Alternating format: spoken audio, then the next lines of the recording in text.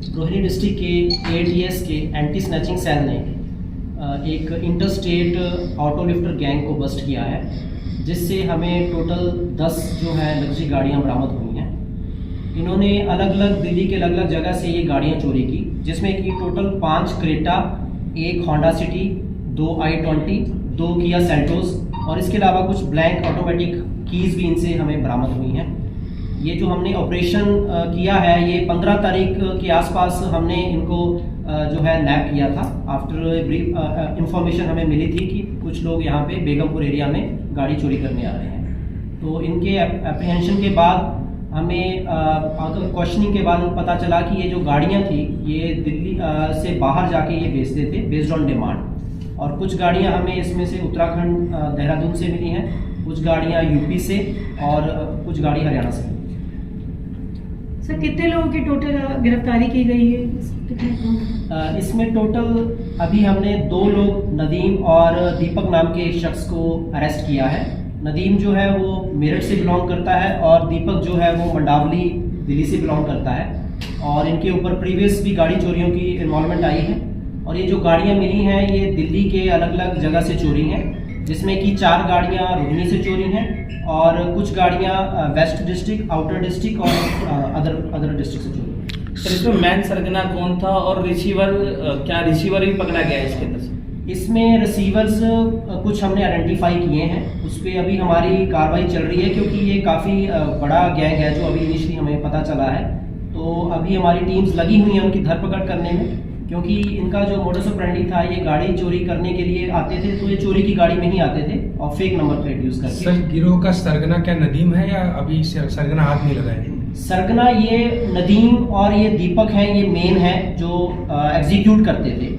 और इनकी हेल्प करने वाले जो टेक्निकल इनको हेल्प देते थे, क्योंकि ये गाड़ी चोरी करते वक्त ये शीशा तोड़ के ये लोग ही बैठते थे और टैब लगा के ये गाड़ी का सिस्टम उसमें एक आर्टिफिशियल ये की जनरेट कर रहे थे। सर ये कहाँ के रहने वाले थे और फैमिली हिस्ट्री कैसा?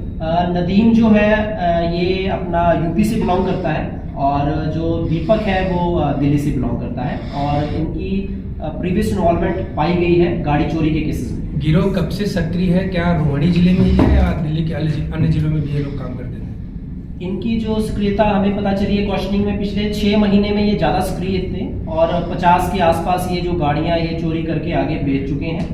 और अभी इनके जितने और मेंबर्स हैं उन पे हमारी टीम लगी हुई है और जल्दी हम उनको भी नैप करेंगे। सर गाड़ी को चोरी करने का पर्पस क्या होता था? क्या इस तरह की गाड़ियों को चोरी करने के बाद किसी और घटनाओं के लिए बड़ी घटना हो जाती है? इसमें ये गैंगवार बहुत सारी देखी जाती है, जो कि काफी गाड़ियाँ बिल्कुल इस तरह की चीजों का इस्तेमाल किया जाता था।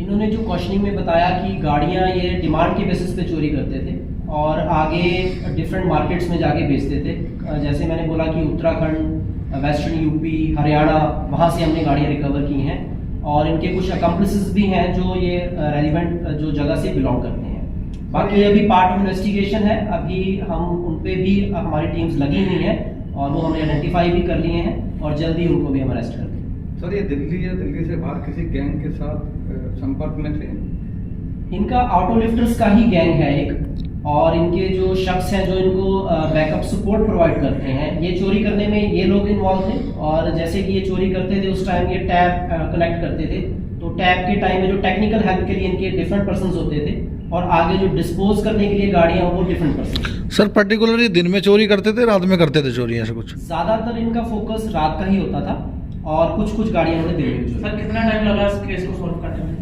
इसमें हमने पिछले 1-2 महीने से हमने टीम लगा रखी थी और ये जैसे लास्ट वीक की मैं बात करूं तो लास्ट वीक 15 दिन पहले हमें इंफॉर्मेशन मिली थी गाड़ी चोरी से आ रहे हैं लोग, कुछ सस्पेक्ट जो विच माइट कमिट द ये माइट बी द एमपी।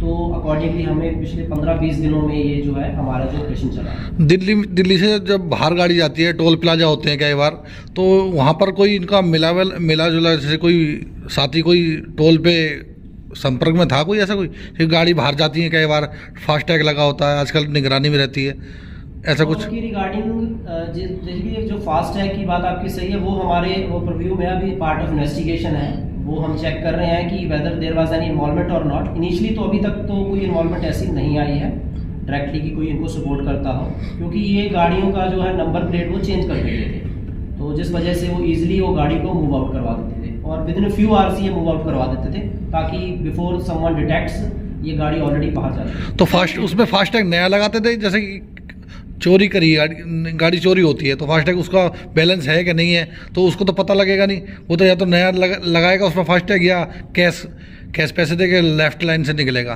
तो ऐसा कुछ सामने आया कुछ अभी? हमारी ये इसके बारे में इन्वेस्टिगेशन चल रही है हमारी, बट इसके बारे में यही बोलूँगा अभी कि ये जो गाड़ियाँ चोरी करके कुछ दिन ये रखते थे just to avoid the suspicion, तो इमीडिएटली ये डिस्पोज ऑफ नहीं करते थे। इस गाड़ी में से कोई हथियार वगैरह भी मिले? इनसे हथियार तो नहीं मिला है हमें अभी तक, और बाकी कुछ इन्होंने इंस्ट्रूमेंट्स के बारे में बताया और कुछ टीम्स के बारे में बताया जो इनकी बैकअप सपोर्ट करते थे, क्योंकि ये एग्जीक्यूट करते थे, इनको टेक्निकल हेल्प चाहिए होती थी क्योंकि ये जितनी भी गाड़ियाँ सारी ऑटोमेटिक हैं और जो कीलेस एंट्री जिसकी होती है उस बेसिस पे ये गाड़ियाँ ऑपरेट करती थी।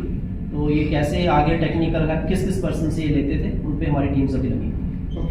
ठीक है सर।